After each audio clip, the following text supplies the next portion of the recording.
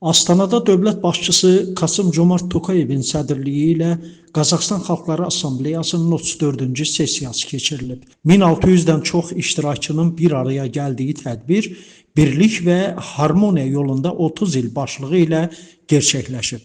Sessiyada deputatlar, bütün vilayət, şəhər və rayonlardan olan məclis üzvləri, respublika və rayon etnomədəni birliklərinin sədrləri iştirak ediblər. Çıxış edən Prezident Kasım-Comart Tokayev Qazaxıstan Xalqları Assambleyasının xüsusi missiyası və birliyin möhkəmləndirilmə istiqamətlərindən danışıb.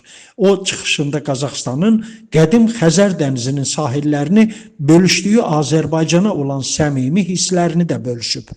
Kasım-Comart Tokayev keçən il Aktau yaxınlığında baş verən Azala məxsus təyyarə qəzasını xatırlayaraq Qazax xalqının yardımsevərliyini, dar gündə qardaş xalqa göstərdiyi fədakarlığı yüksək qiymətləndirib. Qeyd edək ki, Assambleyanın 34-cü sessiyası ölkənin hər yerindən 130-dan çox millətin təmsilçilərini bir araya gətirdi. Və hər millət özünün mədəniyyətini, incəsənətini, adət-ənənələrini təbliğ edir və öz atributlarını qoruyub saxlayır. Bu da ki, Qazaxıstan Respublikasının prezidenti Kasım-Comart Kemaloviç Tokayevin yürütdüyü bir siyasətdir.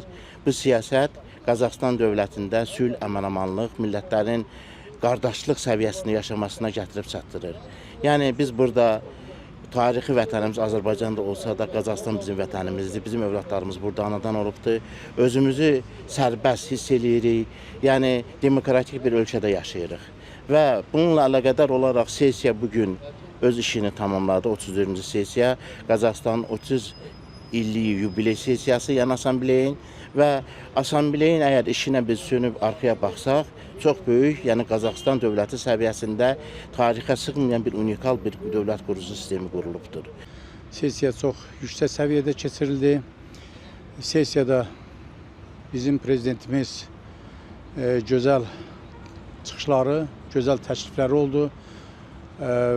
Bütün xalqları yenə də olduğu kimi birliyə çağırdı.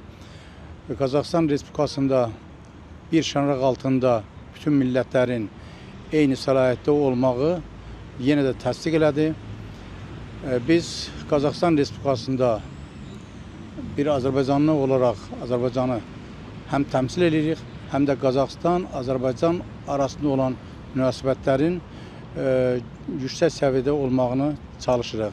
O cümlədən prezident də vurğuladı ki, bütün etnokultur mədəni birliklərin hamısı onlar bir xalq diplomatiyası rolunda iştirak edirlər. Onların rolu böyükdür bugün. Qazaxıstanın prezidenti Kasım-Comart Tokayev vüsbat elədi. İndi onun göstərişləri oldu. Onun əsasında o da göstərişlərində elə göstərdi ki, bütün millətlər dostluğu əbədi olsun, bir-birinin başa düşəni olaq, bir-birimizlə mehriban yaşayaq. Qazaxıstanda həqiqətən də Qazaxıstanda 100-dən yuxarı dediyim kimi millət yaşayır, millət birliyi yaşayır.